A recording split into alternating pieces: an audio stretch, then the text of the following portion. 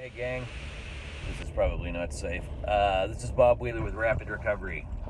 I am pulling into Home Depot. I'm going to build Rachel a raised garden today. So we got a phone call this morning at like 6:15.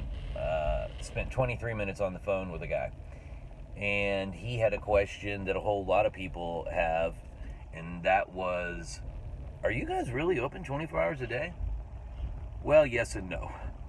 So I'm just going to let you know how it actually works. The way this works, I got to pull into a parking spot here, is that we have a bunch of nurses, like a bunch, a dozen or more. And when we have a patient call in, we text all the nurses. We don't tell them, your name, or we're HIPAA compliant. But what we do is we say, we've got a patient who's nauseated, or who's, hungover or whatever, and they want to come in at 10 o'clock, or they want to come in at 3:45, whatever the time is. And one of them, or, a lot of times a bunch of them, will say, oh, yeah, I'd like to do that. The way we do it is we pay the nurses as they treat patients. So, if you call us at 9 o'clock at night, we'll send out the text, and we, hopefully get a response that says, I can do it. Obviously, even though we've got a dozen, a lot of times we'll get, my daughter's sick, or, whatever else. But, or, I'm out of town at grandma's house. But generally, we can get you some help. Now, you're probably a lot less likely to have somebody, sorry about that, you're probably a lot less likely to have somebody jump in and go, oh yeah, I'll be there, at 2 o'clock in the morning.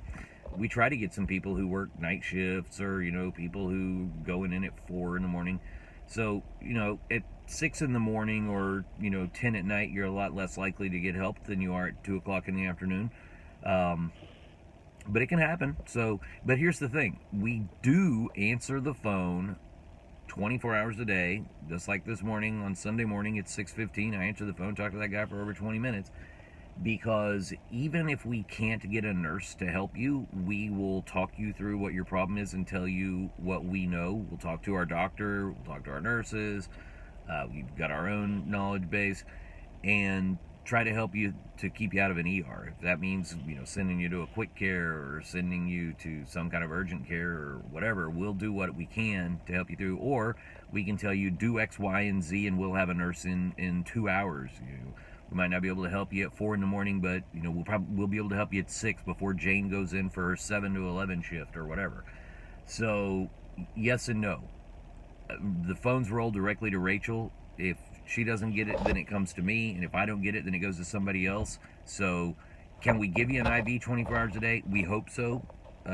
It depends, but we can certainly help you 24 hours a day. All right, and speaking of help, it is getting hot out.